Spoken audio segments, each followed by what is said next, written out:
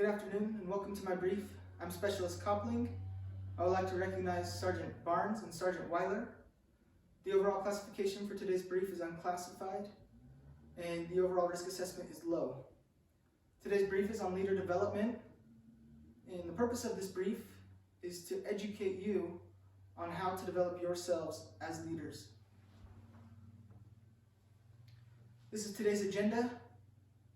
We'll do a quick introduction. We're going to define what leader development is.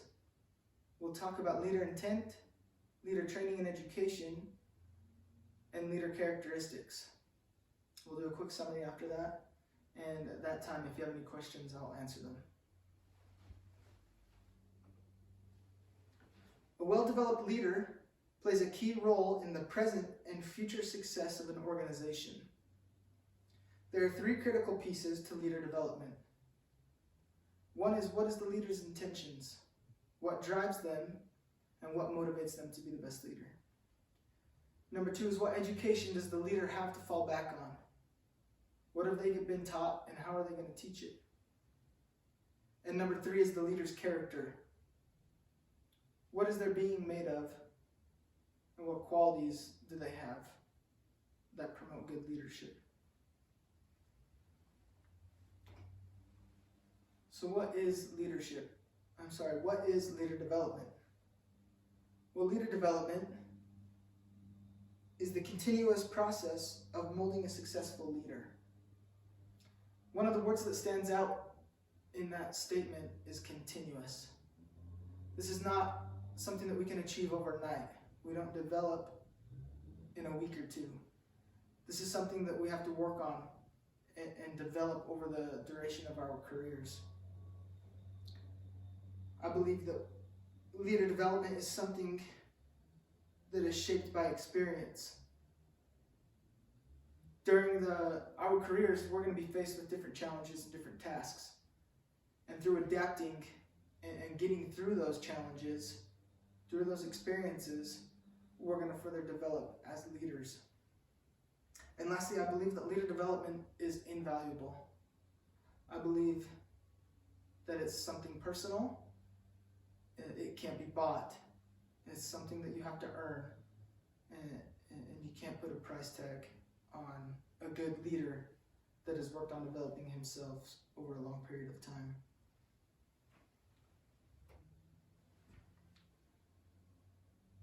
So in order to develop yourself as a leader, I believe that first a leader must be of good intentions.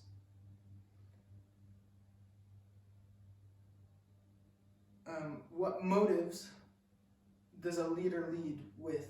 What drives him to be the best that he can be? I think there's two types of leaders.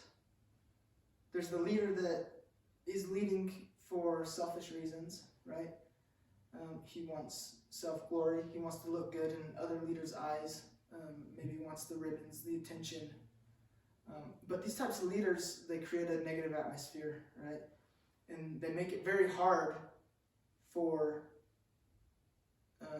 subordinates to trust them. I don't trust a selfish leader. However, I do trust a selfless leader. A leader that strives to put others above himself. He wants to better the group and promote growth amongst those around him. That's the leader that is going to win trust. And that's the leader that's going to have subordinates that are going to want to accomplish the tasks because of his example.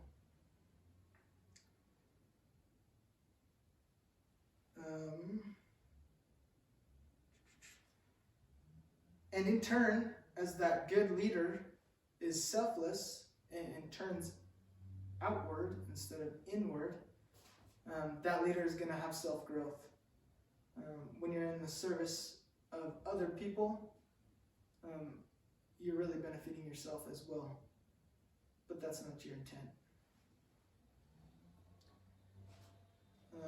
Good intentions and having a sturdy education or training to fall back on is of the utmost importance, right? So we have many different sources of training or education in leadership. that we can use to our advantage. You have leadership courses such as this one. Go to BLC. You have lots of literature, essays, books that we can read and dissect and take the good lessons out of those. And then we also have the example of other leaders, right? We all know the good leaders and we all know some bad leaders. Both are examples, right? We can take the good from the good leaders and implement it into ourselves to be like them. But we can also take the bad examples and know how we're not going to lead, right? We don't like what they do, we're not going to do it. Education and training is going to help us equip ourselves with the necessary tools, right? I like to think of this example. This guy was asked to paint a house, and the guy agreed, and so the person asking him to do the job said, well, here you go, and hands him a hammer. Is that guy going to be able to accomplish the task to standard with a hammer? Is he going to be able to paint the house? No, right? He doesn't have the adequate tool to accomplish the task. And so when it comes down to education and training, those are the tools that we need as leaders to accomplish the task at hand, right? And those tools are going to give us adaptability. We're going to have many different styles of followers of all different characters. And with these tools in our tool belt, we're going to be able to adapt and be able to lead and teach and coach in a way that our subordinates are going to understand. And with this education, we're going to develop our character, right? By looking at other leaders and their examples. We know of their attributes, we look at their qualities, and we attempt to emulate those attributes in ourselves. Having good intent and having the correct tools are important, but I believe that the character of a leader is the most important key, right? Some of the leadership attributes that are important are empathy, integrity, and humility, right?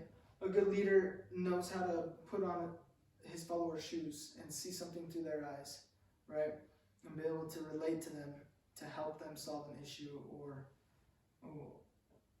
just to stand by them, right? And be adaptable and accomplish the task at the end of the day. A good leader must have integrity, right? To create an atmosphere of trustworthiness. If a follower and a leader are not unified and don't trust each other, not much is going to be accomplished. And humility, right, kind of ties back to intent. Do everything humbly.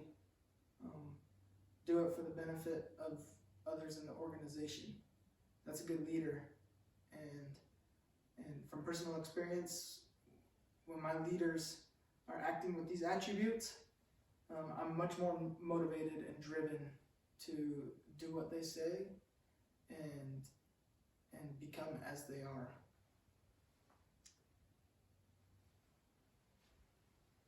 So, in summary, we know that leader development isn't an overnight process. We need to be cognizant of it throughout the rest of our lives. Hone our skill, right? We need to always remember why we're put in these leadership positions, and do our best to put others first.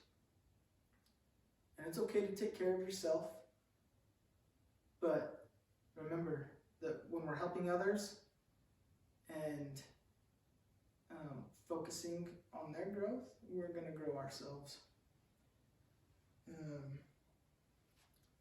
Remember your education. It's always good to freshen up and continue to learn, continue to study, go to these courses,